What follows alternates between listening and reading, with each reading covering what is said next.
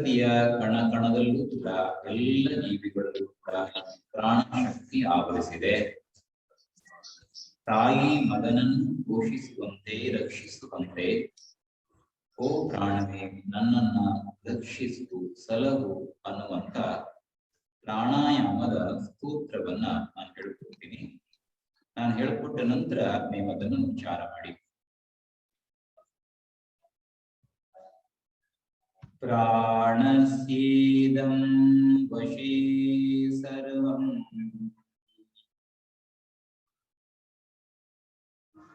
ತ್ರಿದಿವೇ ಯತ್ ಪ್ರತಿಷ್ಠಿತಂ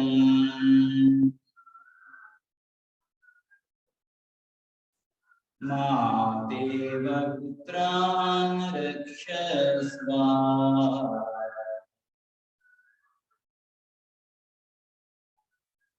ಶ್ರೀಶ್ಚ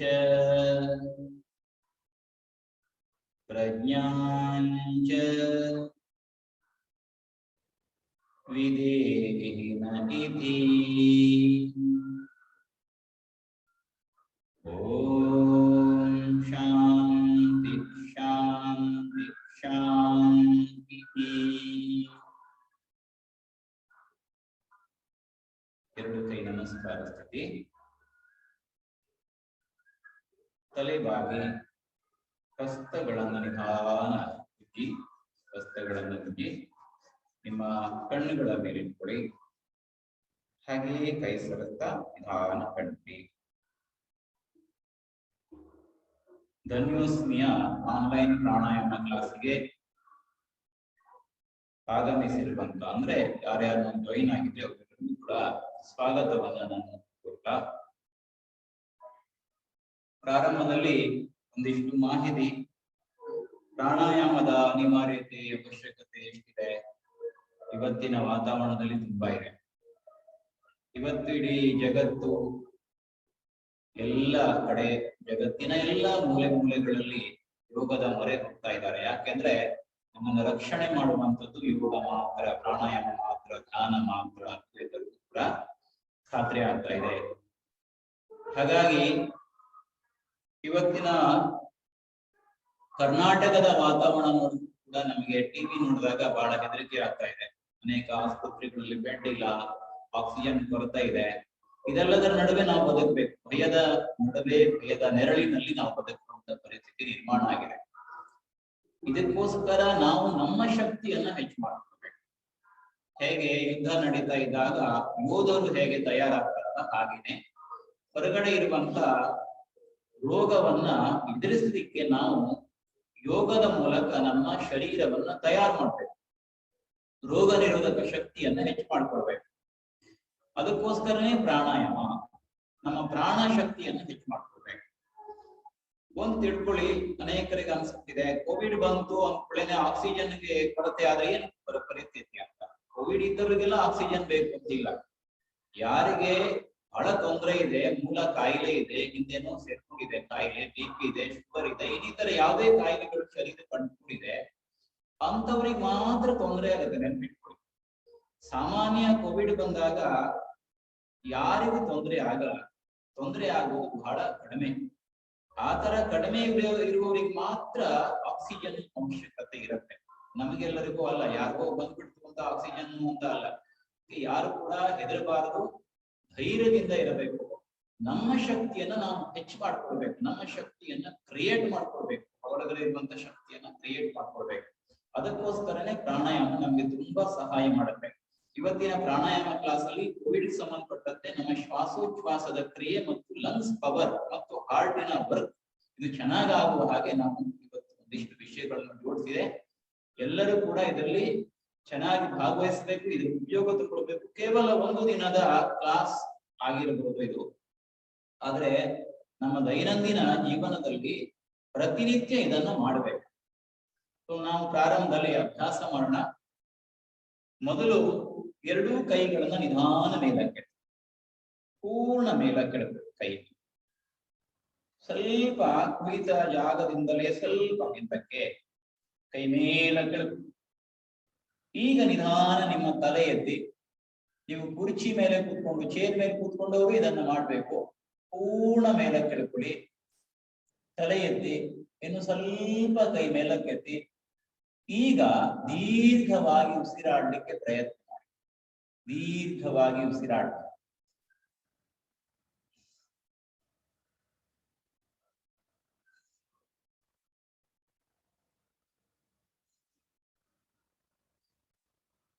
ನಿಧಾನಗೆ ಕೈ ಕೆಳಗೆ. ಇನ್ನೊಮ್ಮೆ ಮಾಡೋಣ. ಕೈ ಮುಂದಕ್ಕೆ ಈಗ ಈಗ ಮೇಲ್ಗಡೆ ಹೋಗಿ ನಿಂತುಕೊಳ್ಳೋದಿಲ್ಲ. ಮೇಲ್ಗಡೆ ಹೋದ ನಂತರ ಮತ್ತೆ ಕೈಯನ್ನು ಕೆಳಗಡೆ ತರಬೇಕು. ಇನ್ಹೇಲ್, ಉಸಿರು ತಗೊಳ್ತಾ ಕೈ ಮೇಲಕ್ಕೆ. ಎಕ್ಸೇಲ್, ಕೆಳಗೆ. Inhale up, exhale down. ಶ್ವಾಸ ತಗೊಳ್ತಾ ಕೈ ಮೇಲಕ್ಕೆ. ಒಮ್ಮೆ ಮೇಲಕ್ಕೆ ನೋಡೋ ಪ್ರಯತ್ನ ಮಾಡಿ. Exhale, inhale, exhale, inhale, exhale, inhale, exhale. Relax. ಈಗ ಎರಡೂ ಕೈ ಮೇಲಕ್ಕೆ ತಗೊಳ್ಬೇಕು. ಸ್ವಲ್ಪ ಮುಂದಕ್ಕೆ ಬಾಗ್ಬೇಕು, ಅಂದ್ರೆ ಮುಂದಗಡೆ ಬಾಗ್ಬೇಕು. ಹೀಗೆ ಶೇರ್ ಮೇಲೆ ಕುಳಿತವ್ರು ಏನ್ ಮಾಡ್ಬೇಕು? ಶೇರ್ ಅನ್ನ ಹಿಡ್ಕೊಂಡು ಮುಂದಗಡೆ ಬಾಗ್ಬೇಕು. ಉಸಿರು ತಗೊಂಡ ಮೇಲೆ ಉಸಿರು ಬಿಟ್ಟ ಚೇರ್ ಹಿಡ್ಕೊಂಡು ಮುಂದಗಡೆ ಬಾಗ್ಬೇಕು. ಸೋಫಾ ಮೇಲೆ ಕೂತವ್ರು ಕೂಡ ಸೋಫಾ ಪಕ್ಕದಲ್ಲಿ ಇರ್ಬೇಕು. ಯಾಕಂದ್ರೆ ಕೈ ಮೇಲೆ ತಗೊಂಡಾಗ ಹೀಗೆ ಬಾಗದಾಗ ಕುರ್ಚಿ ಕೆಳಗಡೆ ಬಂದ್ಬಿಡ್ಬೋದು. ಇದೆಲ್ಲ ಸ್ವಲ್ಪ ಎಚ್ಚರಿಕೆಯಿಂದ ಮಾಡೋಣ. ಎರಡು ಕೈ ಮೇಲೆ ತಗೊಳ್ಳಿ. ಪೂರ್ಣ ಉಸಿರು ತಗೊಂಡು ನಿಧಾನ ಮುಂದಕ್ಕೆ. ಸಾಧ್ಯ ಆದ್ರೆ ಕೈ ನೆಲದ ಮೇಲೆ ಹಾಕಿದ್ರೆ ಕೈ ನೆಲಕ್ಕೆ ಟಚ್ ಮಾಡಿ. Inhale up, exhale down. Inhale up, exhale down. ಪೂರಕ ರೇಚಕ, ಪೂರಕ ರೇಚಕ. Inhale, exhale, inhale, exhale. ಕೈ ಮಾತ್ರ ಕೆಳಗೆ. ಈಗ ಹಾಗೆ ನಿಮ್ಮ ತಲೆಯ ಹಿಂಭಾಗದಲ್ಲಿ ಕೈ ನಿಧಾನ ಪ್ರಕಾರ. Exhale, inhale, exhale, inhale, exhale, inhale, exhale, inhale, exhale, inhale, exhale, inhale, exhale, inhale. Relax. ಈಗ ಕೈ ಇಟ್ಕೊಳ್ಳಿ. ಹೀಗೆ ಚೇರ್ ಮೇಲೆ ಇಟ್ಕೊಂಡು ಮಾಡಬಹುದಿಲ್ಲ, ಸೋಫಾ ಮೇಲೆ ಇಟ್ಕೊಂಡು ಮಾಡಬಹುದು. ನಿಧಾನ ಟರ್ನ್ ಸೈಡ್ ಪೂರ್ತಿ ತಿರುಗಿ ಮತ್ತೆ ವಾಪಸ್. ಎಕ್ಸೇಲ್, ಟರ್ನ್ ಆಗಬೇಕು.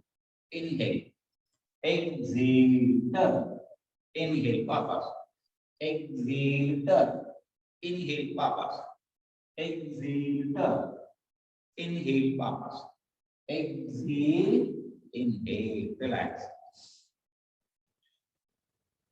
ಈಗ ಕೈ ಹಿಂದುಗಡೆ ಇಟ್ಕೊಳ್ಳಿ. ಹಿಂದುಗಡೆ ಹಿಂದುಗಡೆ ಭುಜ ಹಿಂದ ತಳಿ ನಿಧಾನ ಮೇಲಕ್ಕೆ. ಹಿಂದುಗಡೆ ಕೈ ಕಪ್ ಶೇಪ್ ಇಟ್ಕೊಳ್ಬೇಕು. ದೀರ್ಘವಾಗಿ ಉಸಿರಾಟ. Deep breathing. ಎದೆ ವಿಶಾಲ ಭುಜ ಹಿಂದ ತಳ್ಳಬೇಕು. ರಿಲ್ಯಾಕ್ಸ್. ಈಗ ಕೈ ಹೀಗೆ ಇಟ್ಕೊಳ್ಳಿ. ಈಗ ಒಂದೆರಡು ಯೋಗ ಕ್ರಿಯೆಯನ್ನ ಮಾಡೋಣ. ಯೋಗ ಕ್ರಿಯೆ ನಾವು ಕಪಾಲಭಾತಿಗೆ ಕ್ರಿಯೆ ಅಂತ ಹೇಳ್ತೀವಿ, ಯೋಗ ಕ್ರಿಯೆ ಅಂತ ಹೇಳ್ತೀವಿ. ಪ್ರಾಣಾಯಾಮಕ್ಕಿಂತ ಮುಂಚೆ ನಮ್ಮ ಉಸಿರಿನಲ್ಲಿ ಒಂದು ವಾರ್ಮ್ ಅಪ್ ಆಗ್ಬೇಕು. ಯೋಗಾಭ್ಯಾಸಕ್ಕಿಂತ ಮುಂಚೆ ನಾವು ವಾರ್ಮ್ ಅಪ್ ಎಕ್ಸರ್ಸೈಸ್ ಮಾಡ್ತೀವಲ್ಲ, ಅದೇ ತರ ಇಲ್ಲಿ ಉಸಿರಿಗೆ ಒಂದು ವಾರ್ಮ್ ಅಪ್ ಆಗ್ಬೇಕು. ಅದಕ್ಕೋಸ್ಕರ ಕೈ ಹೀಗೆ ಇಟ್ಕೊಳ್ಳಿ. ಕೈ ನೇರ ಮಾಡಿ. ಶೇರ್ ಮೇಲೆ ಕುಳಿತವರು ಸ್ವಲ್ಪ ಆ ಕಡೆ ಈ ಕಡೆ ಇಟ್ಕೊಂಡು ಸ್ವಲ್ಪ ಮುಂದೆ ಬಾಗಿ ಸಾಕು. ತಲೆ ಎತ್ತಿ ಪೂರ್ಣ ಉಸಿರು ತಗೊಳ್ಬೇಕು. ಬಾಯಿಂದ ಉಸಿರನ್ನು ಹೊರಗೆ ಹಾಕ್ಬೇಕು. ಒಲೆಯನ್ನ ಊದ್ತೀವಲ್ಲ, ಹಳೆಯ ಕಾಲದಲ್ಲಿ ನಾವು ಕಟ್ಟಿಗೆ ಇಟ್ಕೊಂಡು ಬೆಂಕಿ ಹಾಕಿ ಒಲೆ ಮಾಡ್ತೀವಲ್ಲ, ಅದಕ್ಕೆ ಬೆಂಕಿ ಆಗೋದಾಗ ಊದ್ತೀವಲ್ಲ, ಉಫ್ ಅಂತ ವಾಪಸ್ ಉಸಿರು ಬಿಡ್ಬೇಕು. ತೆಗೆದುಕೊಳ್ಳೋದು ಮೂಗಿನಿಂದ ಮಾಡಿ. Inhale, exhale, inhale, exhale, inhale, exhale, inhale, exhale. ಉಸಿರು ಹೊರಗೆ ಬಿಡುವಾಗ ಹೊಟ್ಟೆ ಪೂರ್ಣ ಒಳಗೆ ಹಾಕ್ಬೇಕು. Inhale, exhale,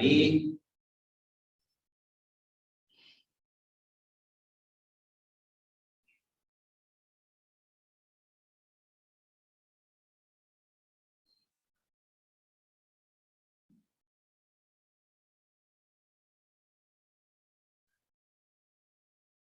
relax.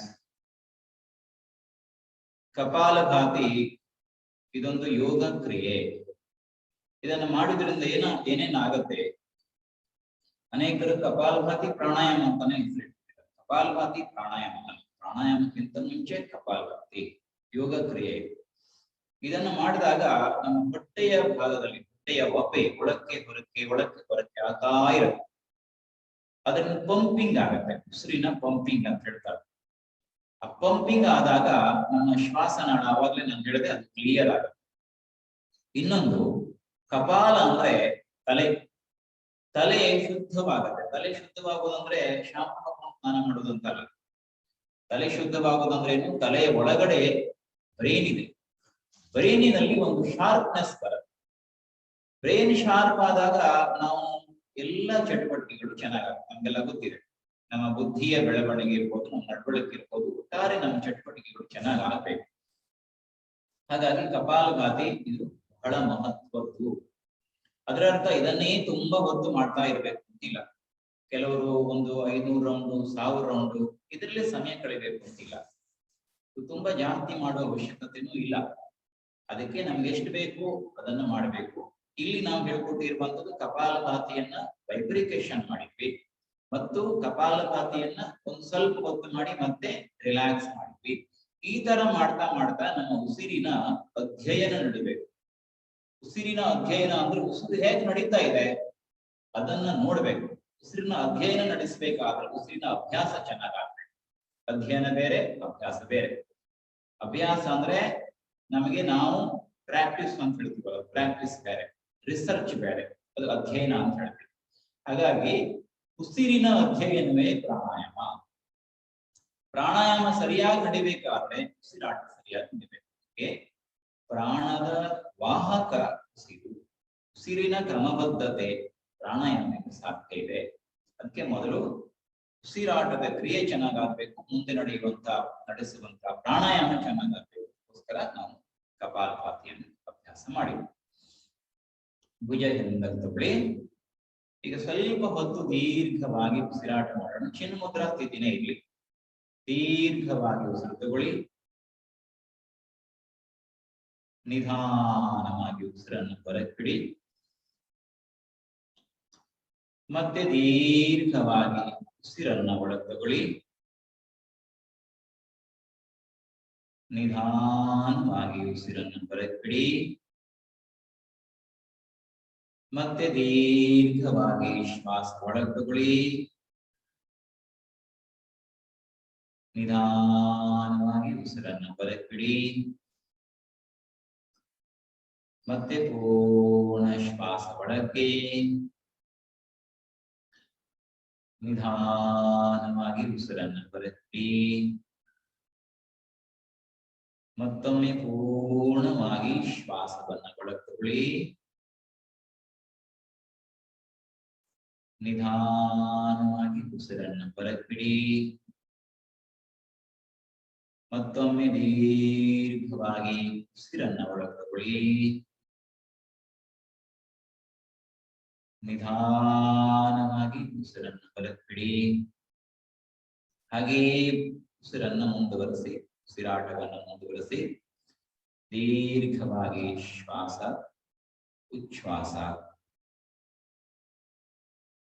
ನಿಮ್ಮ ಗಮನ ಉಸಿರಾಟದ ಕಡೆಗೆ ಇರಲಿ. ತಂಪಾದ ಗಾಳಿ ಶ್ವಾಸನಾಳದ ಮುಖಾಂತರ ಶ್ವಾಸಕೋಶಕ್ಕೆ ತಲುಪ್ತಾ ಇರುವ ಅನುಭವ. ಶ್ವಾಸಕೋಶದಿಂದ ಬಿಸಿಯಾದ ಗಾಳಿ ಶ್ವಾಸನಾಳದ ಮುಖಾಂತರ ಹೊರಗಡೆ ಬರುತ್ತಾ ಇರುವುದನ್ನೇ ಗಮನಿಸ್ತಾ ಇರಿ.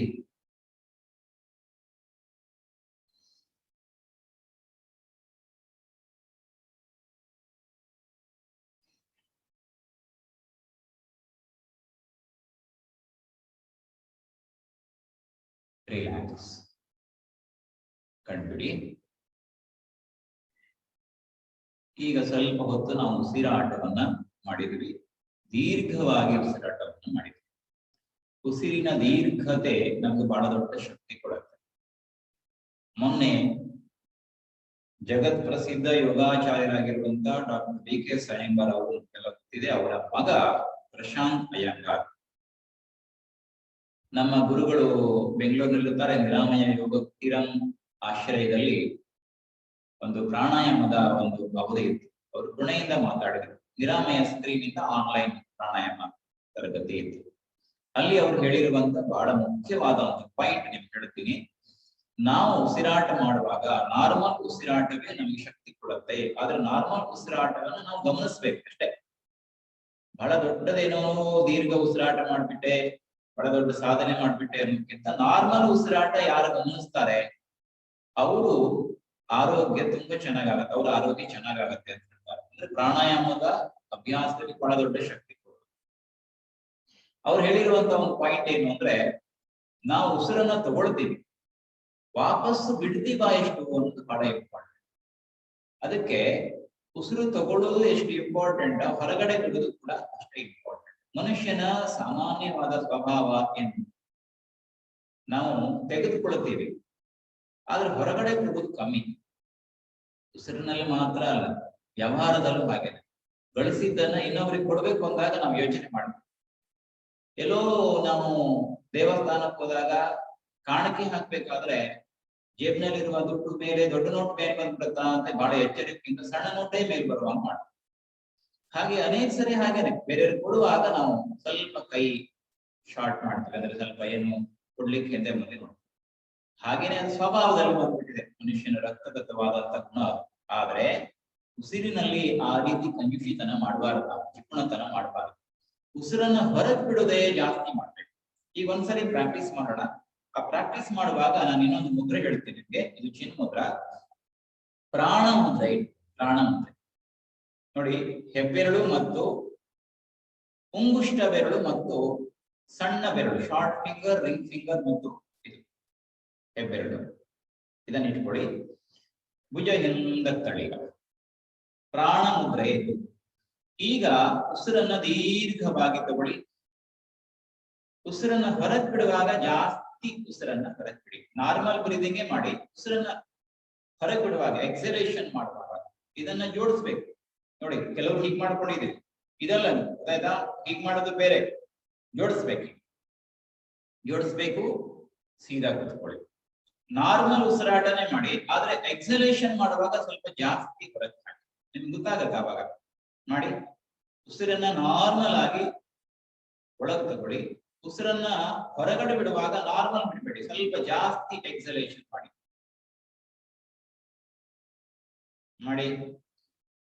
ಇನ್ಹಲೇಷನ್ ನಾರ್ಮಲ್, ಎಕ್ಸಲೇಷನ್ ಡೀಪರ್ ಮಾಡಿ. ಜಾಸ್ತಿ ಹೊರಗೆ ಬಿಡಿ. ಉಸಿರು ತಗೊಳ್ಳೋದು ಸ್ವಲ್ಪ ಪ್ರಮಾಣ, ಉಸಿರನ್ನ ಹೊರಗಡೆ ಬಿಡುದು ಜಾಸ್ತಿ ಬಿಡ್ಬೇಕು. ಅದನ್ನೇ ಸ್ವಲ್ಪ ಜಾಸ್ತಿ ಇವತ್ತು ಪ್ರಾಕ್ಟೀಸ್ ಮಾಡೋಣ.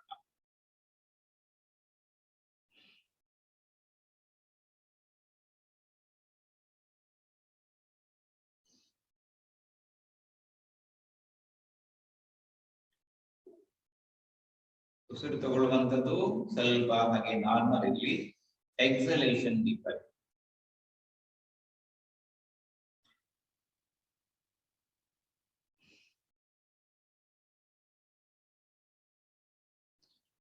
ಉಸಿರನ್ನ ಖಾಲಿ ಮಾಡ್ಬೇಕು, ಜಾಸ್ತಿ ಉಸಿರನ್ನ ಹೊರಕ್ಕೆ ಬಿಟ್ಟು ಖಾಲಿ ಮಾಡ್ಬೇಕು. ಹಾಗೇ ಮಾಡ್ತಾ ಇರಿ.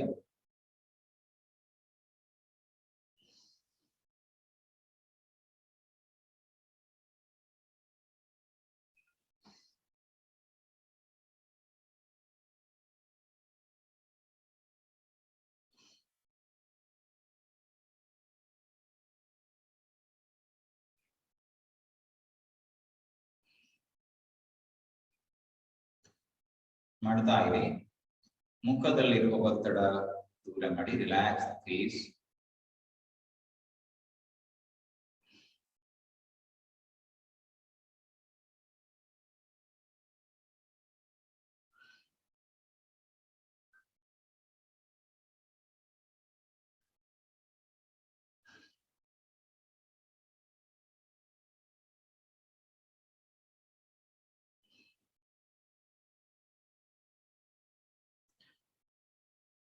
ಉಸಿರನ್ನ ಹೊರಗಡೆ ಬಿಡ್ತಾ ಹೋಗಿ.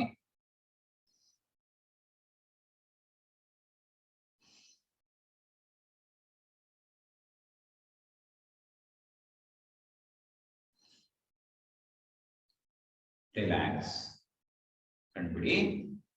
ಕೈ ಸ್ವಲ್ಪ ಬೆರಳನ್ನ ಸ್ವಲ್ಪ ದೂರ ಮಾಡಿ.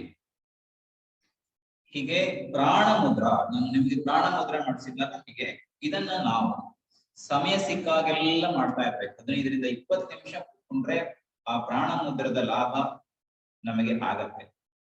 ನಮ್ಮ ಹಾರ್ಟ್ ಮತ್ತು ಲಂಗ್ಸ್ ಪವರ್ ನ ಹೆಚ್ಚು ಮಾಡುವಂತ ಮುದ್ರೆ. ಇದರ ಹೆಸರೇ ಪ್ರಾಣ ಮುದ್ರಾ. ಅಂದ್ರೇನು? ನಮಗೆ ಪ್ರಾಣಕ್ಕೆ ಬಹಳ ದೊಡ್ಡ ಶಕ್ತಿಯನ್ನು ಕೊಡುವಂತ ಮುದ್ರೆ ಇದು. ಈ ಮುದ್ರೆಯಲ್ಲಿ ಕೂತ್ಕೊಂಡ್ರೆ ಹೆಚ್ಚು ಹೊತ್ತು ದೀರ್ಘವಾಗಿ ಉಸಿರಾಟ ಮಾಡ್ತಾ ಇದ್ರೆ, ಇಲ್ಲಾಂದ್ರೆ ನಾರ್ಮಲ್ ಉಸಿರಾಟ ಮಾಡ್ತಾ ಇದ್ರು ಕೂಡ ನಮಗೆ ಹಾರ್ಟ್ ಪ್ರಾಬ್ಲಮ್ ಬರಲ್ಲ, ಲಂಗ್ಸ್ ಪ್ರಾಬ್ಲಮ್ ಬರಲ್ಲ. ಇದನ್ನ ನಾವು ಈ ಸಂದರ್ಭದಲ್ಲಿ ಪ್ರತಿನಿತ್ಯ ನಾವು ನಮ್ಮ ವೈಯಕ್ತಿಕ ಅಭ್ಯಾಸದಲ್ಲಿ ಜೋಡಿಸ್ಕೊಂಡ್ರೆ ಬಹಳ ದೊಡ್ಡದಾದಂತ ಆರೋಗ್ಯ ನಮ್ಗೆ ಸಿಗತ್ತೆ. ಇದು ಪ್ರಾಣಾಯಾಮ. ಈಗ ನಾಡಿ ಶೋಧನ ಪ್ರಾಣಾಯಾಮ, ಅನುಲೋಮ ವಿಲೋಮ, ಅದನ್ನು ಮಾಡೋಣ. ಬಲಗಡೆಗೆ ಬಂದ್ ಮಾಡ್ಬೇಕು. ನಮ್ಗೆಲ್ಲ ಗೊತ್ತೇ ಇದೆ ಇದು, ಬಲಗಡೆ ಬಂದ್ ಮಾಡ್ಬೇಕು. ಆದ್ರೂ ಕೂಡ ನಾನು ವಿವರಣೆಯನ್ನ ಕೇಳ್ಕೊಂಡು ಮಾಡಿ ಯಾರೇ ಗೊತ್ತಾಗಲ್ಲ ಮಾಡಿ ಒಟ್ಟೊಟ್ಟಿಗೆ ಮಾಡ. ಬಲಗಡೆ ಬಂದ್ ಮಾಡಿ ಎಡಗಡೆಯಿಂದ ಉಸಿರು ತಗೊಳ್ಳಿ. ಈಗ ಬಲಗಡೆಯಿಂದ ನಿಧಾನ ಉಸಿರು ಬಿಡಿ. ಮತ್ತೆ ಬಲಗಡೆಯಿಂದಲೇ ನಿಧಾನ ಉಸಿರನ್ನ ಒಳಗೆ ತಗೊಳ್ಳಿ. ಈಗ ಎಡಗಡೆಯಿಂದ ಉಸಿರು ಬಿಡಿ. ಈಗ ಒಂದು ರೌಂಡ್ ಆಯ್ತು. ಹೀಗೆ ರೌಂಡ್ಗಳ ಸಂಖ್ಯೆ ಜಾಸ್ತಿ ಮಾಡ್ತಾ ಹೋಗ್ಬೇಕು. ಮತ್ತೆ ಎಡಗಡೆಯಿಂದಲೇ ಉಸಿರು ತಗೊಳ್ಳಿ. ಬಲಗಡೆಯಿಂದ ಉಸಿರು ಬಿಡಿ. ಮತ್ತೆ ಬಲಗಡೆಯಿಂದ ಶ್ವಾಸ ಒಳಕ್ಕೆ, ಎಡಗಡೆಯಿಂದ ಉಸಿರು ಬಿಡಿ. Alternate breathing. Left side inhale, to right side exhale, to right side inhale, to left side exhale ಮಾಡ್ತಾ ಹೋಗಿ. ಹಾಗೆ ದೀರ್ಘವಾಗಿ ಉಸಿರು ತಗೋಬೇಕು. ಉಸಿರನ್ನ ಅವಾಗ ಮಾಡಿದ್ವಲ್ಲ, ಎಕ್ಸಲೇಷನ್ ಜಾಸ್ತಿ ಮಾಡಿ. ಪ್ರತಿ ಸಾರಿ ಉಸಿರನ್ನು ಬಿಡುವಾಗ ಜಾಸ್ತಿ ಬಿಡ್ತಾ ಹೋಗಿ.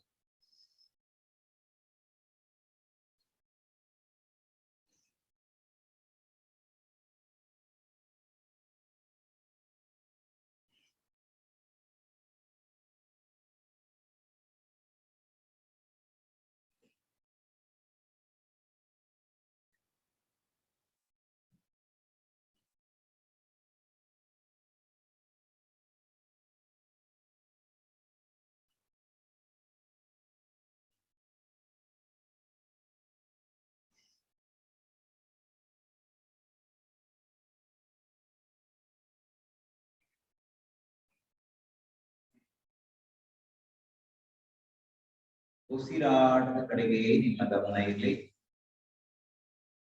ಮಾಡ್ತಾ ಮಾಡ್ತಾ ಮಾಡ್ತಾ ಎಲ್ಲೋ ಯೋಚನೆ ಮಾಡ್ತಾ ಇರ್ತೀವಿ. ಆದ್ರೆ ಇಲ್ಲಿ ನಾವು ನಡೆಸುವಂತ ಉಸಿರಾಟ, ನಾಡಿ ಶೋಧನ ಪ್ರಾಣಾಯಾಮ ಮಾಡ್ತಾ ಇದೀವಲ್ಲ, ಅನುಲೋಮ ವಿಲೋಮ ಮಾಡ್ತಾ ಇದೀವಲ್ಲ, ಈ ಉಸಿರಾಟದ ಕಡೆಗೆ, ಈ ಮಾಡುವಂತ ಪ್ರಾಣಾಯಾಮದ ಕಡೆಗೆ ನಮ್ಮ ಗಮನ ಇರಬೇಕು.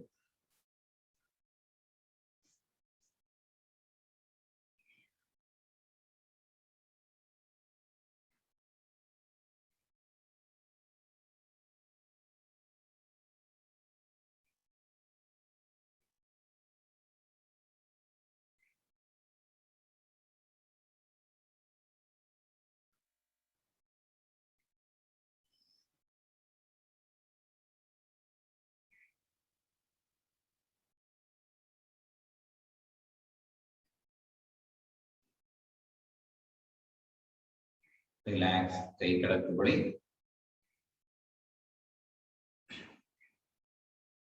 ಇದು ನಾಡಿ ಶೋಧನ ಪ್ರಾಣಾಯಾಮ.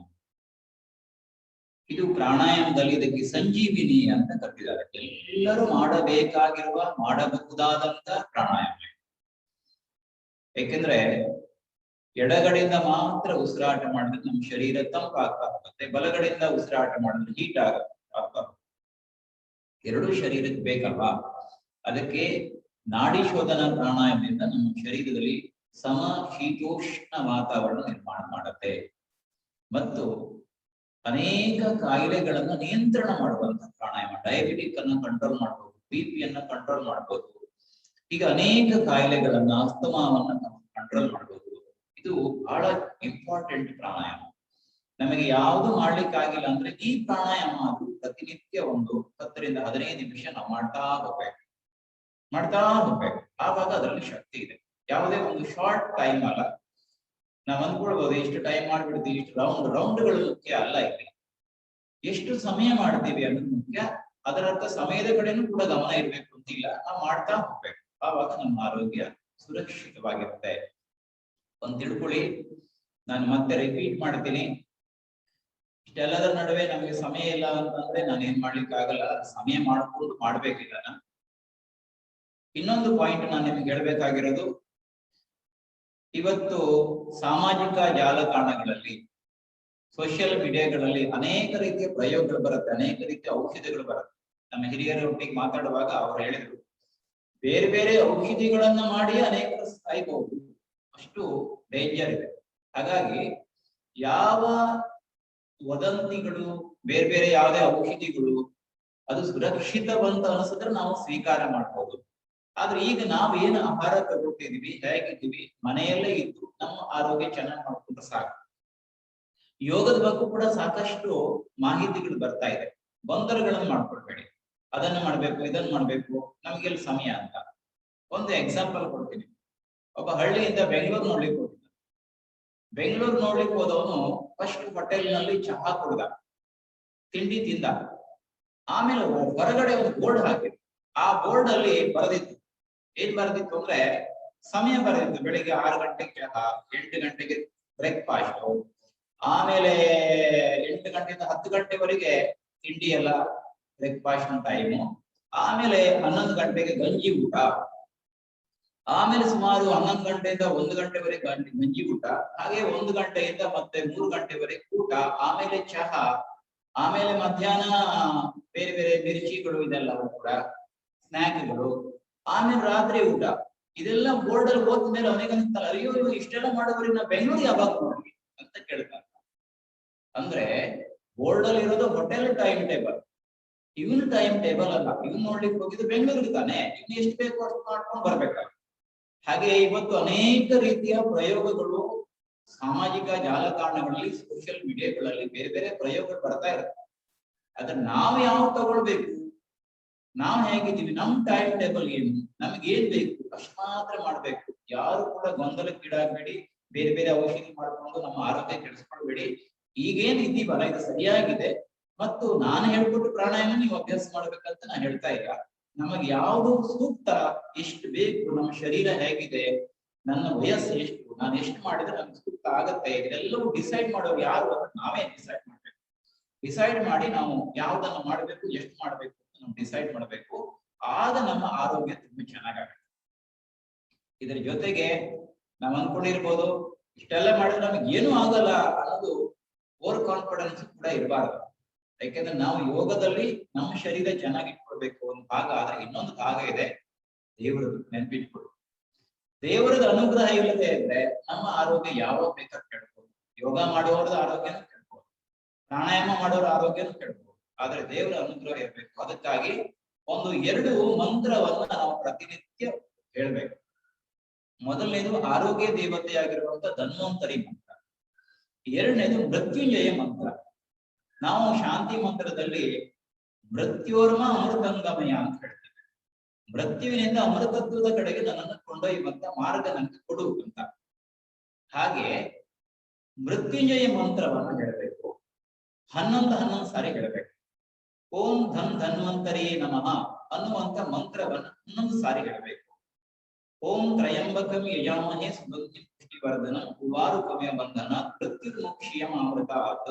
ಈ ಮಂತ್ರವನ್ನ ನಮ್ ಬುದ್ಧಿ ಇಲ್ಲ ಅಂದ್ರೆ ಎಲ್ಲೋ ವಾಟ್ಸಪ್ ಅಲ್ಲಿ ಸಿಗತ್ತೆ, ಅದನ್ನ ನೋಡ್ಕೊಂಡು ಕೇಳ್ಕೊಂಡು ಬರ್ಕೊಂಡು ಓದ್ತಾ ಓದ್ತಾ ಓದ್ತಾ ಓದ್ತಾ ಮಿನಿಮಮ್ 11 ಸಾರಿ 11 ಟೈಮ್ ನಾವು ಹೇಳಿದಾಗ ನಮ್ಮ ಶರೀರಕ್ಕೆ ಮತ್ತೊಂದಿಷ್ಟು ಶಕ್ತಿ ಸಿಗತ್ತೆ. ನಮ್ಮ ಪ್ರಯತ್ನ ಜೊತೆಗೆ ದೈವ ಒಂದು ಅನುಗ್ರಹ ಕೂಡ ನಮ್ಮ ಮೇಲೆ ಇರಬೇಕು ಅನ್ನೋ ಕಾರಣಕ್ಕೋಸ್ಕರ ಇದನ್ನು ನಾವು ಪ್ರತಿನಿತ್ಯ ಹೇಳೋಣ. ಈಗ ಭ್ರಾಮರಿ ಪ್ರಾಣಾಯಾಮ ಮಾಡೋಣ. ಭ್ರಮರ ಅಂದ್ರೆ ದುಂಬಿ, ದುಂಬಿಯ ಜೇಂಕಾರ ನಾವು ಕೇಳಿದ್ವಿ. ಆ ರೀತಿಯ ಭ್ರಮರದ ತರಂಗಗಳು ನಮ್ಮ ಶರೀರದ ಒಳಗಡೆ ಪ್ರವೇಶ ಆಗ್ಬೇಕು. ನಮ್ಮ ಶರೀರದಲ್ಲಿ 72,000 ನಾಡಿಗಳಿದೆ. ಆ ನಾಡಿಗಳಲ್ಲೆಲ್ಲ ಕೂಡ ಆ ವೈಬ್ರೇಷನ್ ಎಲ್ಲ ಕಡೆ ಹರಡಬೇಕು ಮತ್ತು ಶರೀರದಲ್ಲಿ ಎಲ್ಲ ಕಡೆ ಬ್ಲಡ್ ಸರ್ಕ್ಯುಲೇಷನ್ ಚೆನ್ನಾಗಾಗ್ಬೇಕು, ಉಸಿರಾಟ ಚೆನ್ನಾಗಾಗ್ಬೇಕು. ಇದೆಲ್ಲ ಚೆನ್ನಾಗಾಗ್ಬೇಕಂದ್ರೆ ಭ್ರಾಮರಿ ಪ್ರಾಣಾಯಾಮ ಮಾಡಬೇಕು. ಭ್ರಾಮರಿ ಸಂಗೀತದಲ್ಲಿ ಭೈರವಿ ಹಾಗೆ. ಭ್ರಾಮರಿ ಪ್ರಾಣಾಯಾಮ ಅದಾದ ನಂತರ ಮತ್ತೆ 3 ಸಾರಿ ಓಂಕಾರ ಇರುತ್ತೆ. ಬೇರೆ ಯಾವುದೇ ಪ್ರಾಣಾಯಾಮ ಮಾಡಬಾರದು. ಭ್ರಾಮರಿ ಕೊನೆಯಲ್ಲಿ ಇಟ್ಕೊಡ್ಬೇಕು. ಆಮೇಲೆ ಒಂದು 10 ನಿಮಿಷ ನಾವು ಶವಾಸನ ಮಾಡಿ ವಿಶ್ರಾಂತಿ ತಗೊಂಡು ಮೇಲಾಗ್ಬೇಕು. ಈಗ ಭ್ರಾಮರಿ ಪ್ರಾಣಾಯಾಮ ಮೊದಲು ಕೇವಲ ಉಚ್ಚಾರ ಅಷ್ಟೇ ಮಾಡೋಣ. ಉಚ್ಚಾರ ಏನು ಅಂದ್ರೆ ಮಕಾರ ಅಲ್ಲ, ಹಮ್ಮಿಂಗ್. ಹಮ್ಮಿಂಗ್ ಹೇಳ್ತೀವಲ್ಲ, ಹಮ್ಮಿಂಗ್ ಟೈಪ್. ಹೀಗೆ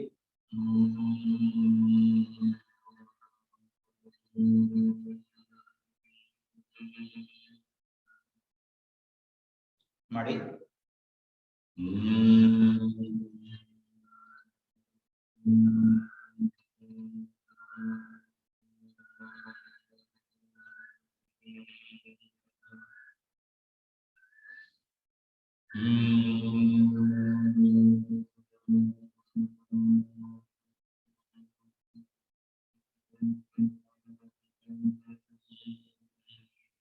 ಕಣ್ಣು ಮುಚ್ಚಿಕೊಂಡು ಮಾಡಿ. ಈಗ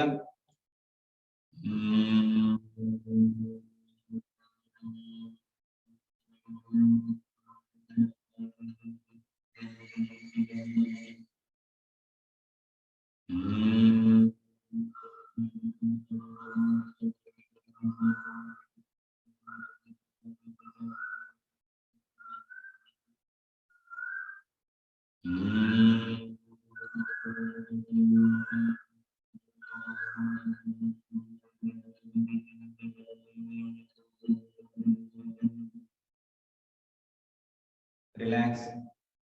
ಈಗ ಕಿವಿಯನ್ನ ಮುಚ್ಚಿಕೊಂಡು ಭ್ರಾಮರಿ ಪ್ರಾಣಾಯಾಮ ಮಾಡಬೇಕು. ಅದಕ್ಕೆ ಒಂದು ಮುದ್ರೆ ಇದೆ, ಷಣ್ಮುಖಿ ಮುದ್ರಾ ಅಂತ. ನೋಡಿ, ಹೆಬ್ಬೆರಳನ್ನ ಒಳಗಡೆ ಹೀಗೆ ತೂರಿಸ್ಬೇಕು, ಕಿವಿಯ ಒಳಗಡೆ ತೂರಿಸ್ಬೇಕು. ಕೈ ಕೆಳಗೆ ತಗೋ, ಒಂದ್ಸರಿ ಕೈ ಕೆಳಗೆ ತಗೋ. ಮುಂದೆ ನೀವು ಈಗಲೇ ಕಿವಿ ಒಳಗೆ ಬೆರಳಿಟ್ರೆ ಮುಂದೆ ನಾನು ಏನು ಹೇಳೋದು ಗೊತ್ತಾಗಲ್ಲ. ಅದಕ್ಕೆ ಕಿವಿ ಮೊದಲು ಬಂದ್ ಮಾಡ್ಬೇಕು, ಆಯ್ತಾ? ಆಮೇಲೆ ಉಳಿದ ಬೆರಳಿದೆಯಲ್ಲ, ಆ ಬೆರಳನ್ನು ನಿಧಾನ ಮುಂದಗಡೆ ಹೇಗೆ ಇಟ್ಕೊಳ್ಬೇಕು. ಇದಕ್ಕೆ ಷಣ್ಮುಖಿ ಮುದ್ರೆ. ನಾವು ಉಚ್ಚಾರ ಮಾಡುವಂತ ಭ್ರಾಮರಿ ಅದು ಲೀಕ್ ಆಗಬಾರ್ದು, ಪೂರ್ತಿ ಕ್ಲೋಸ್ ಆಗ್ಬೇಕು. ಕಣ್ಣು ಮುಚ್ಚಬೇಕು, ಕಿವಿ ಮುಚ್ಚಬೇಕು. ಈಗ 7 ರೌಂಡ್ಸ್ ಮಾಡೋಣ. ಮಾಡಿ.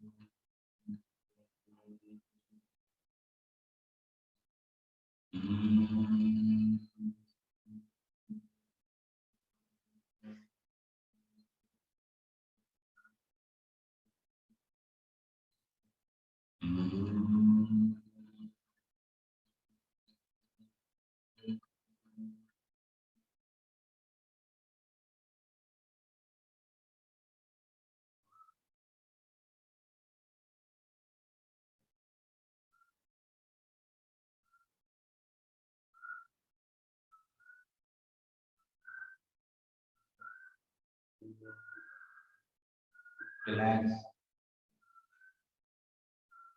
ಈಗ 3 ಸಾರಿ ಓಂಕಾರ ಹೇಳೋಣ. ಕಣ್ಮುಚ್ಚಿಕೊಳ್ಳಿರಿ. ಓ